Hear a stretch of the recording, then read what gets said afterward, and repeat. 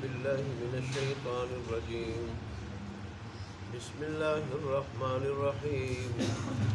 ولقد آتينا داود منا فضلا يا جبال أوبي معه والطير وألنا له الحديد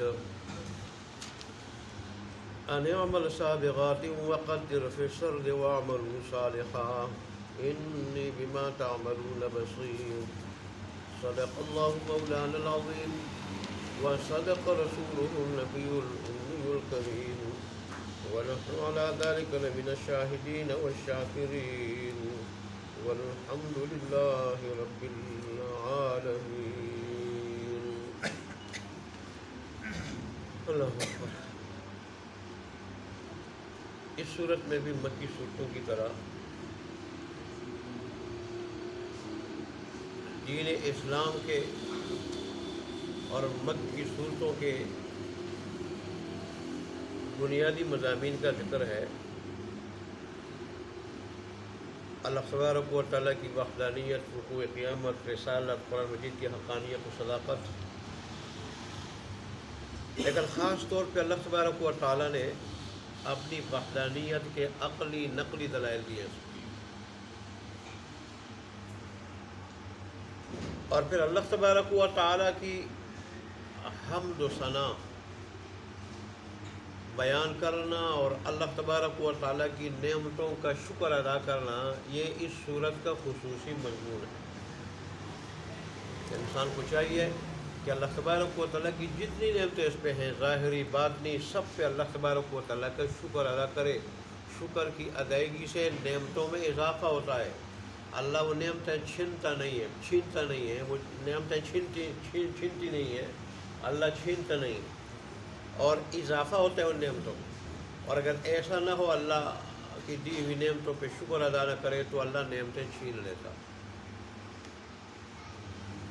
اللہ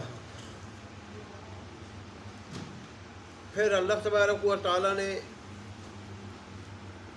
یہ ارشاد فرمایا تھا کہ یہ جو انسان کے گرد و پیش جتنی بھی میری کامل قدرت وحدانیت کے دلائل ہیں اور میرے محسن اور منعم ہونے کے دلائل ہیں، حقیقی محسن ہونے، منعم ہونے کے، اس میں البتہ نشانی ہے ان لوگوں کے لیے جو میری طرف رجوع رکھتے ہیں، میری طرف توجہ دیتے ہیں، مجھ سے غافل نہیں ہوتے، نہ میرے ذکر سے، میرے یار سے، نہ احکام کی تعبیر سے، نہ اطاعت سے غافل نہیں ہوتے. ایسے لوگوں کے لیے بڑی نشانی. تو رجوع رکھنے والے لوگوں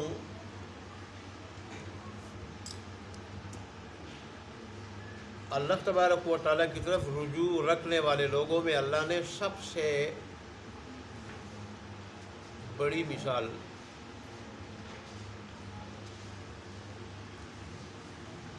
اپنے دو انبیاء حضرت داؤد علیہ السلام اور حضرت سلیمان علیہ السلام کی بیان فرمائی. داؤد علیہ السلام کا ذکر تو آج کی آیات میں ہے اور سلیمان علیہ السلام کا ذکر انشاءاللہ کل والے درس میں آئے گا. آج اللہ تبارک و تعالیٰ نے اپنی طرف رجوع رکھنے والے بندوں میں سے جو سب سے زیادہ اپنے وقت میں رجوع رکھتے تھے اللہ تبارک و تعالیٰ سے، اور اپنے وقت کے سب سے زیادہ عابد، گزار اور شاکر، صابر بندے تھے داؤد علیہ السلام، ان کو اللہ نے مثال کے طور پر پیش کیا. دیکھا یہ میرے بندے میں جو کہتا ہوں کہ ان کائنات میں، کائنات کے اس جال میں، میری نعمتوں میں میری طرف رجوع کرنے والے لوگوں کے لیے کیا ہے؟ بڑی نشانیاں ہیں. وہ ان میں غور فکر کرتے اور میری حمد و ثنا بیان کرتے ہیں اور میرا شکر ادا کرتے ہیں. جب وہ غور فکر کرتے ہیں اس نتیجے پہ پہنچتے ہیں کہ اللہ کی طرح ہمارا کوئی محسن نہیں، اللہ کی طرح ہمارا کوئی منعم نہیں ہے. اللہ نے جو نعمتیں دی ہیں، بے شمار نعمتیں، اور نعمتوں کا ہم شکر نہیں ادا کر سکتے. اتنی نعمتیں اللہ نے دی ہے تو بے اختیار وہ اللہ تبارک و تعالیٰ کی حمد و ثنا اور شکر بیان کرنے لگتے ہیں.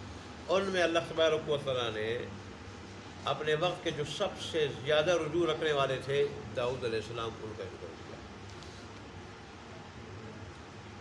داؤد علیہ السلام اور سلیمان علیہ السلام، ان کے بیٹے صاحبزادے، دونوں کو اللہ نے بے مثال حکومت دی تھی. اللہ نے ان کو پرندوں کی بولی بھی سمجھا دی تھی. علمنا منطق الطیر، کہ ہمیں پرندوں کی بولی سمجھائی گئی ہے، سکھائی گئی ہے، سمجھائی گئی ہے، تو پرندوں کی بولی بھی سمجھتے تھے۔ سال حضرت داؤد علیہ السلام کو اللہ نے جو خصوصی نعمت عطا فرمائی تھی عظیم، ان کا ذکر آج کی آیات میں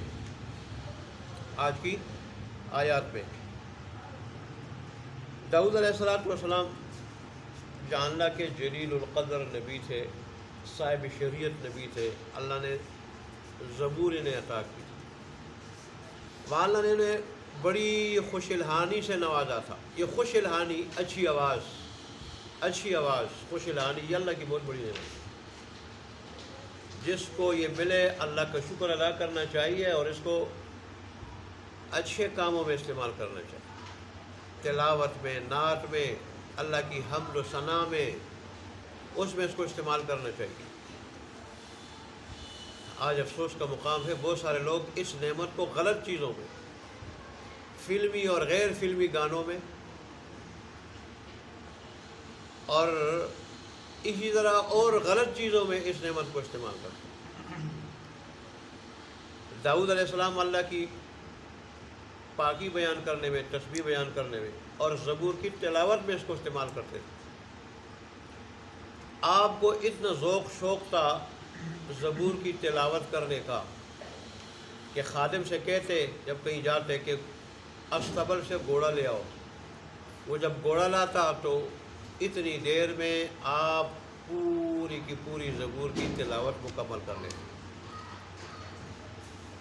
زبور اللہ تبارک و تعالیٰ کی طرف سے دی ہوئی وہ کتاب تھی کہ جس میں زیادہ تر حمد و ثنا، اللہ کی حمد و ثنا کا ذکر تھا اور نصیحتیں تھیں، حمد و ثنا کا ذکر تھا۔ تو حضرت داؤد علیہ السلام اتنا ذوق شوق رکھتے تھے تلاوت کا کہ جب تک گھوڑا استبل سے خادم گھوڑا لاتا تو آج کہ گھوڑے لانے پہ کتنی دیر لگتی ہے، گھوڑا جب تک خادم جا کے استبل سے لاتا تو اتنی دیر میں آپ مکمل کر لیتے پوری کی پوری زبور کی تلاوت۔ اور بعض روایت میں آتا ہے کہ قیامت کے دن بھی آپ زبور کی تلاوت کریں گے، اور رسول اللہ صلی اللہ علیہ وسلم سورہ یاسین کی تلاوت کریں گے، اور پھر اللہ تبارک و تعالیٰ خود سورہ رحمان کی تلاوت کریں گے۔ اللہ تبارک و تعالیٰ کی تلاوت میں وہ مزہ ہوگا کہ اہل جنت تو کیا، خود جنت جو ہے نا، جنت وہ بھی جھومے گی اللہ تبارک و تعالیٰ کی تلاوت سن کے، اتنا مزہ ہوگا۔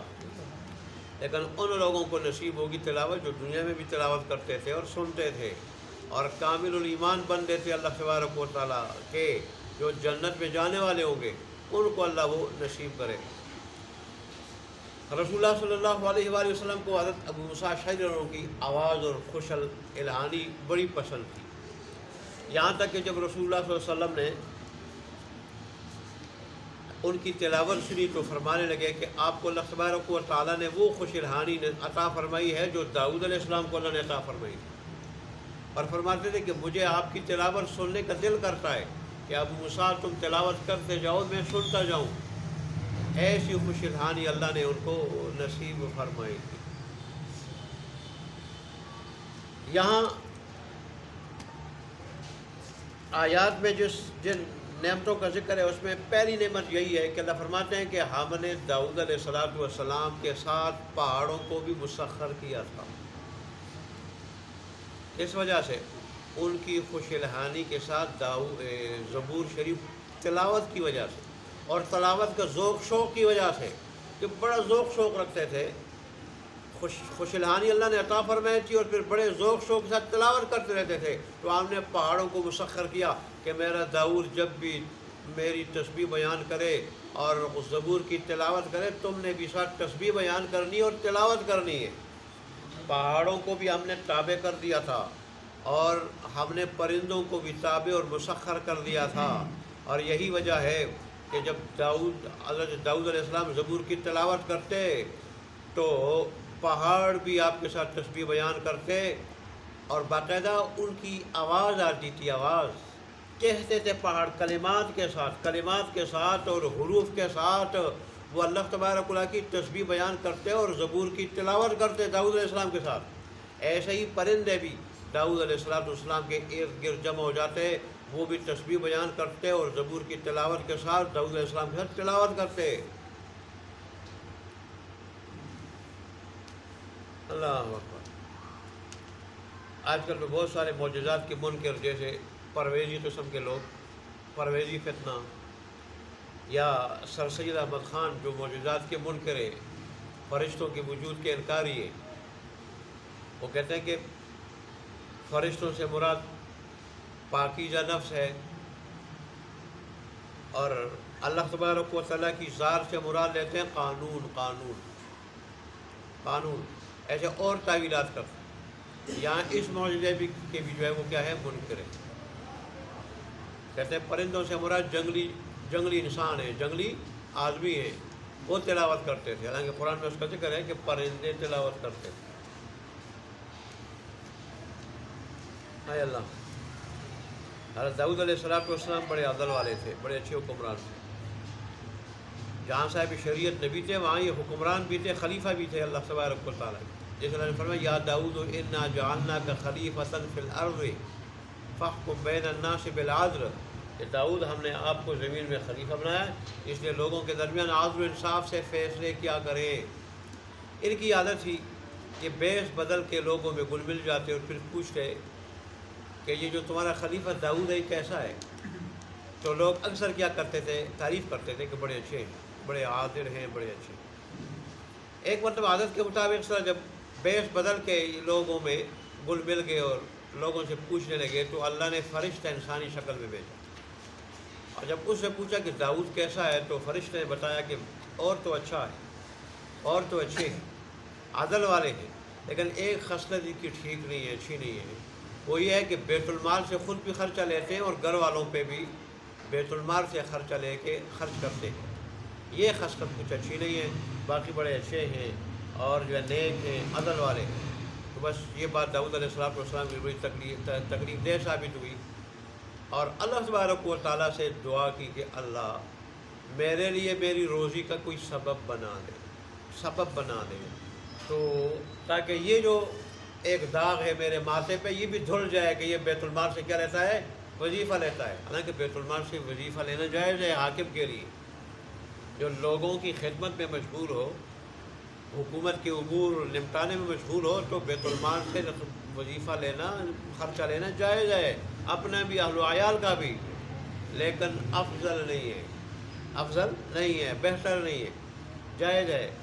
تو انہوں نے یہ دعا کی تو اللہ تبارک نے حکم دیا کہ داؤد میں نے لوہے کو تیرے لیے موم بنا دیا، اور موم بھی ظاہر ہے جب وہ جم جائے تو پھر کیا ہوتا ہے، وہ سخت ہوتا ہے، وہ جب پگھل جائے اس وقت کی بات ہے۔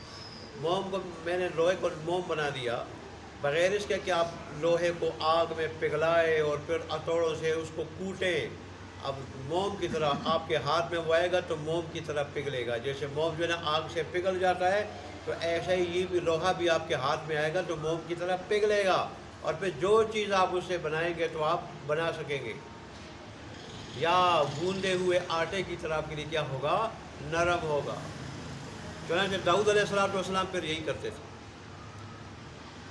اور اللہ نے حکم کیا دیا کہ داؤد لوہے کو ہم نے موم آپ کے ہاتھوں پہ نرم کر دیا، بغیر گرم کیے جو چیز آپ بنانا چاہیں گے بنا سکیں گے، لیکن آپ زرے بنا دیں، زرے، اور زرے بنا کے وہ لوہے کی قمیص جو ہوتی ہے، لوہے کی قمیص، آج کل تو بختر بند گاڑیاں اور ٹینک ہے نا، زمانے نے ترقی کی ہے، دوسرے کی فائرنگ سے محفوظ رہنے کے لیے، فائرنگ سے نقصان پہنچانے سے محفوظ رہنے کے لیے، کوئی پتھراؤ کرے یا کوئی جو ہے نا فائرنگ کرے اسے محفوظ رہے، بختر بند گاڑیاں اور ٹینک ہے۔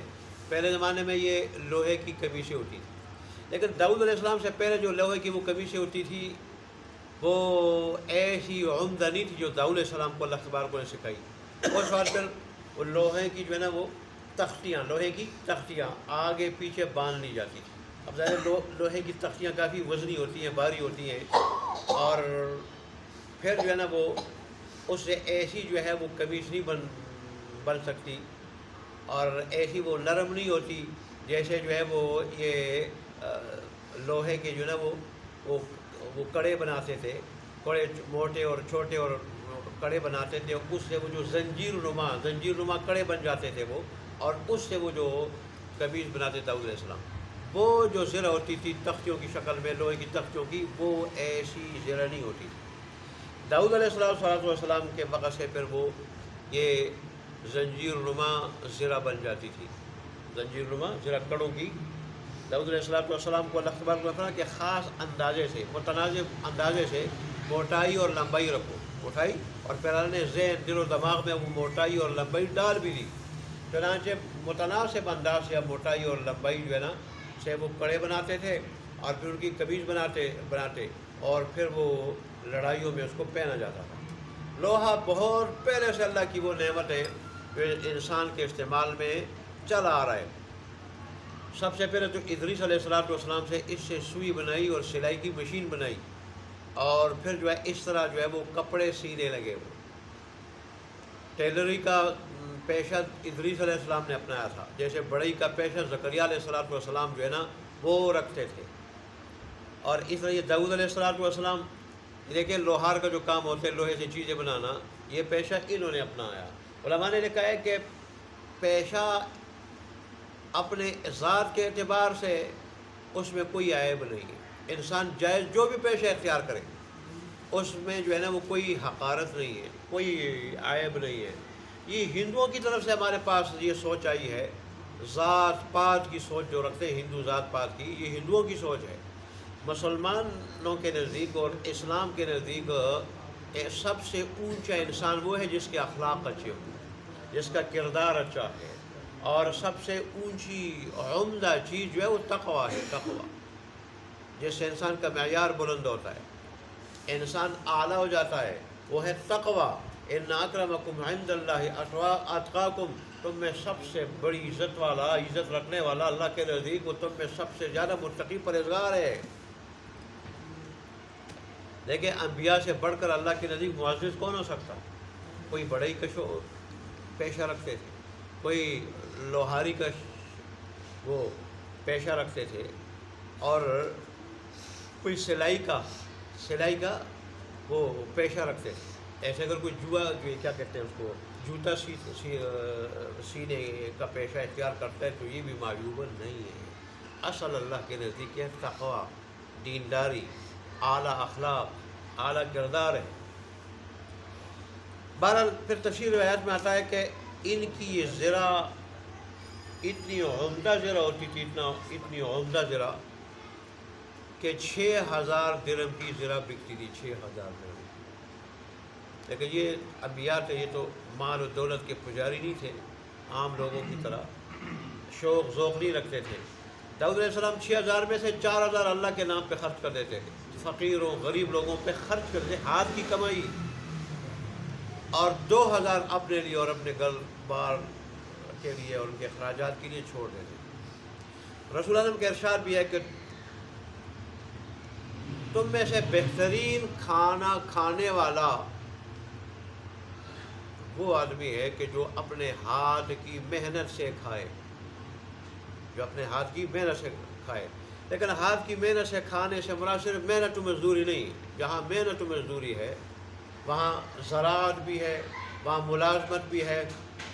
اسی طرح ایک آدمی تعلیم کے ذریعے اگر اللہ نے اس کو قابلیت دی ہے اور وہ جو ہے نا اس کے ذریعے اس کی آمدن بن جاتی ہے، کماتا ہے، خرچ کرتا ہے، وہ بھی اس میں آتا ہے۔ ایسا ایک آدمی اگر ذہنی صلاحیتیں، اپنی ظاہری اور باطنی قوتوں کو خرچ کر کے ذہنی صلاحیت سے کماتا ہے تو وہ بھی اس ہاتھ کی کمائی میں آتا ہے، اور بہترین روزی ہے حضرت انسان کے لیے۔ اللہ اکبر۔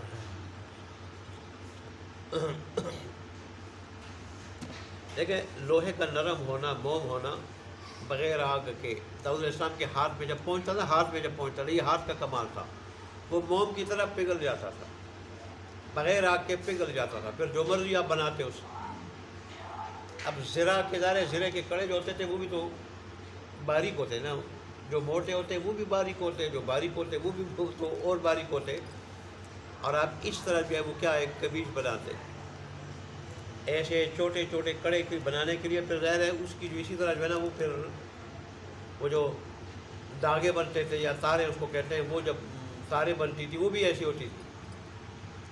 یہ داؤد علیہ السلام کا معجزہ تھا. خرق عادت، اگر کوئی خرق عادت معمول کے خلاف کوئی کام ظاہر ہو جائے جس پہ انسان تعجب کرے، عام انسان اس کو نہ کر سکے، یہ نبی کے ہاتھ پہ ظاہر ہو اس کو معجزہ کہا جاتا ہے. اگر ولی کے ہاتھ پہ ظاہر ہو اس کو کرامت کہا جاتا ہے. اور یہ فعل اللہ کا ہوتا ہے، خواہ نبی کے ہاتھ پہ ظاہر ہو یا ولی کے ہاتھ پہ ظاہر ہو، فعل اللہ کا ہوتا ہے اور ہاتھ پہ ہوتا ہے ظاہر نبی کے یا ولی کے. یہی وجہ ہے اللہ جب چاہتا ہے تو ظاہر ہوتا ہے، جب اللہ نہیں چاہتا تو ظاہر نہیں ہوتا. اس لیے اللہ فرماتے ما کان لنبی ان یأتی بآیۃ الا بإذن اللہ. کسی نبی کے اختیار میں یہ چیز نہیں کہ وہ کوئی معجزہ پیش کرے، کوئی نشانی اور معجزہ پیش کرے مگر اللہ کے حکم سے، اللہ کے حکم سے. البتہ اگر خلق عادت کوئی کام مشرک، کافر یا فاسق فاجرات بھی دکھائے اس کو استدراج کہا جاتا ہے. وہ نہ معجزہ ہوتا ہے نہ کرامت، استدراج، رب کی طرف سے ملی ہوئی مہلت.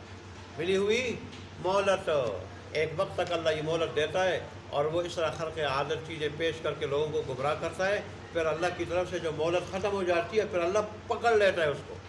لیکن سب سے زیادہ استدراج دجال کو ملے گا. دجال بھی تو حدیث میں اس کا ذکر ہے، دجال کا احادیث میں اس کا ذکر ہے. اس امت کا سب سے بڑا فتنہ ہوگا، خدائی کا دعویٰ کرے گا لیکن بارش برسا سکے گا. کسی کو قتل کرنا چاہے قتل کر دے گا، پھر زندہ کرنا چاہے گا تو زندہ کر دے گا. اور اس طرح جو ہے وہ بہت ساری خلق عادت چیزیں اس پہ ہاتھ پہ ظاہر ہوگی. لیکن ہوگا وہ کون؟ ہوگا دجال، کذاب، گمراہ، جو نبوت کا دعویٰ کرے رسول اللہ صلی اللہ علیہ وسلم کے بعد. وہ کون ہے؟ دجال ہے، کذاب ہے، کافر ہے، لعین ہے. تو جو خدائی کا دعویٰ کرے وہ تو اس سے بڑھ کر لعین ہے. تو ایسا اگر غلط آدمی کے ہاتھ پہ کوئی چیز ظاہر ہو اس کو استدراج کا آتا ہے، یہ استدراج کہا جاتا ہے. یہ رب کی طرف سے ملی ہوئی مہلت تاکہ اس کا مجرم ہونا اچھی طرح ثابت ہو جائے، اچھی طرح، اور پھر اللہ اس کو کیا کر لے؟ پکڑ لے اور دوسرے لوگوں کی آزمائش ہو جائے، دوسرے لوگوں کی آزمائش ہو جائے. اللہ ہمیں اپنی آزمائشوں سے بچائے.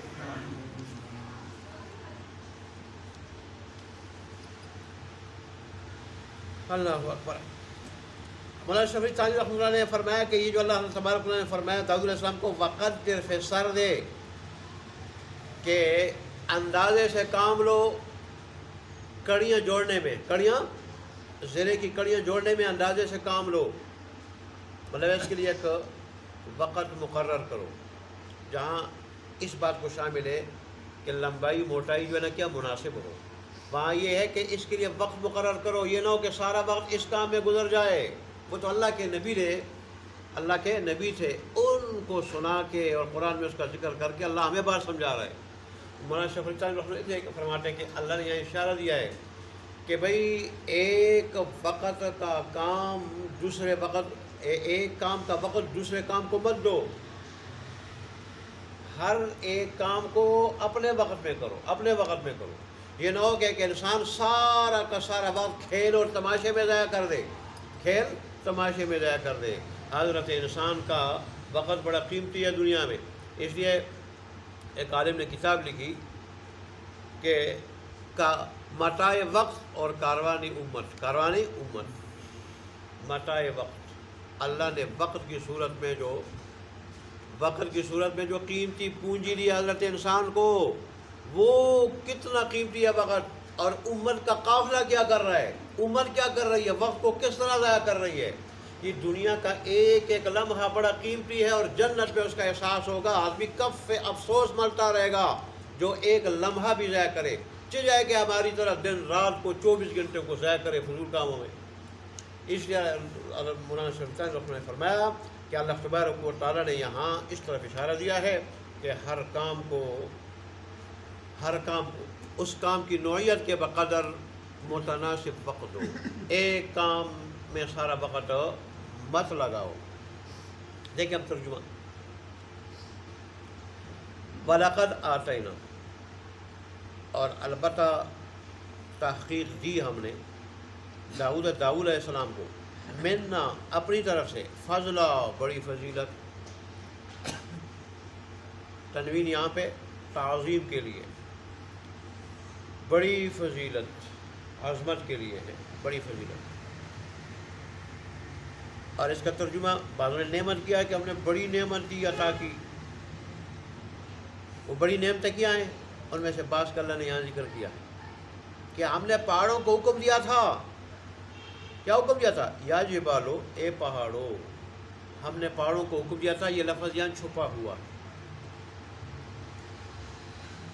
عربی لغت ہے، جاننے والی چیزیں جانتے ہیں۔ ہم نے کیا حکم دیا تھا؟ یا جبالو، کہ اے پہاڑو، اب بھی لٹاؤ تم آواز کو، کس چیز میں؟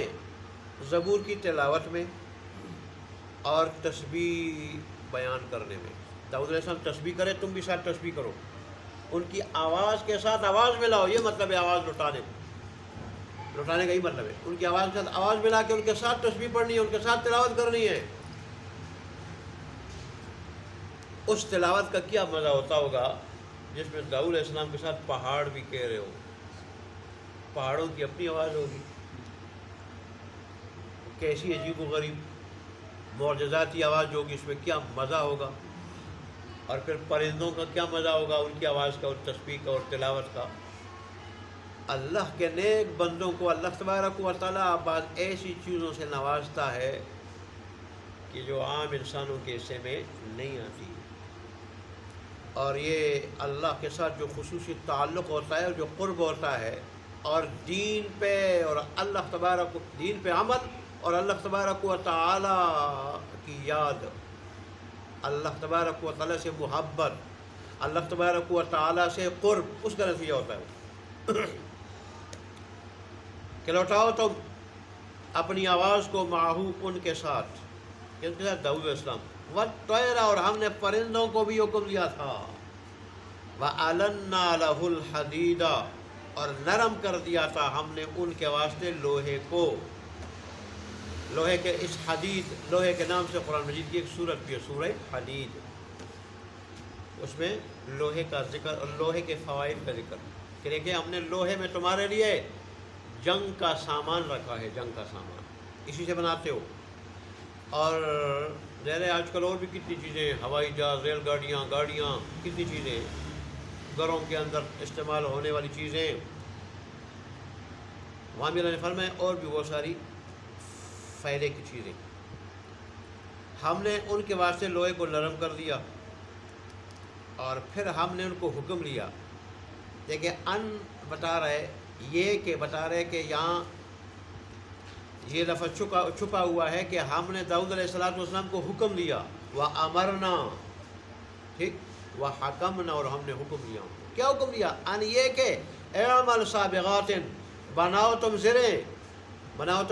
زرے، پوری اور مکمل زرے بناؤ، کامل زرے بناؤ۔ وَقَدِّرْ، اور اندازہ مقرر کرو، فِي السَّرْدِ، کڑیاں جوڑنے میں، لفظی معنی کڑیوں میں، یعنی کڑیاں جوڑنے میں اندازہ مقرر کرو، متناسب اندازے سے تم کڑیاں بناؤ، نہ زیادہ موٹی، نہ زیادہ باریک، اور نہ زیادہ لمبی، نہ چھوٹی۔ اور وَعْمَلُوا صَالِحًا، لیکن یہ نہیں کہ سارا کام اسی میں گزرے، سارا کام دیکھیں، اس لیے تانوی صاحب فرما رہے وہ تمہاری ضرورت ہے، ہاتھ کی کمائی جو ہے نا وہ چاہتے ہو، ہاتھ کی کمائی کھانا چاہتے ہو، اور چاہتے ہو بیت المال سے میں نہ لوں، جو جائز تو ہے مگر افضل نہیں ہے، تو پھر ٹھیک ہے، یہ ضرورت ہے، ظاہر ہے اپنا خرچہ، گھر والوں کا خرچہ تو ضرورت ہے، اس کے بغیر انسان نہیں رہ سکتا، پیٹ تو لگا ہوا ہے ساتھ، یہ کرو، لیکن سارا کام اس میں نہ گزرے۔ وَعْمَلُوا صَالِحًا، نیک کام بھی کرو، نیک اعمال بھی بجا لاؤ۔ داؤد علیہ السلام ایک دن روزہ رکھتے تھے، کون کر سکتا ہے ایسا؟ اور ایک دن روزہ چھوڑتے تھے، ایک دن روزہ چھوڑتے تھے، اس طرح 6 مہینے روزہ سال میں، اور 6 مہینہ روزے کے بجائے رہتے تھے، بڑی بات تھی۔ پھر ایک دن عبادت کے لیے مقرر کرتے، اور ایک دن حکومتی امور کو نپٹانے کے لیے انہوں نے مقرر کیا تھا۔ جو دن عبادت کا ہوتا تھا اس دن پھر کوئی اور کام نہیں کرتے، عبادت، اپنے وقت کے سب سے زیادہ عبادت گزار تھے یہ، جیسے رسول اللہ صلی اللہ علیہ وسلم نے فرمایا اپنے وقت کے سب سے زیادہ عبادت گزار تھے داؤد علیہ السلام۔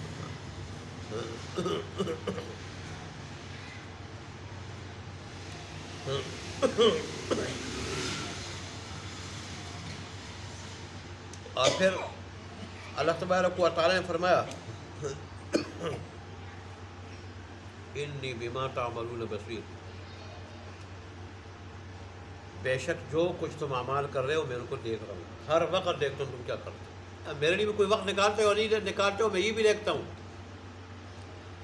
یہ اپنے ہر ہاتھ کی کمائی کی بات آئی تو اللہ کے انبیاء کے علاوہ اور بھی بہت سارے سے بعض بادشاہ تھے کہ جن کا ذکر ملتے اپنے ہاتھ کی کمائی جو ہے نا وہ کھاتے تھے، جیسے اورنگزیب عالمگیر ہندوستان کے آخری دور کے حکمران اور بڑے حکمران تھے، یہ بھی کتابت کر کے کمائی کر کے اسی سے جو کچھ آتا تھا وہ استعمال کرتے تھے۔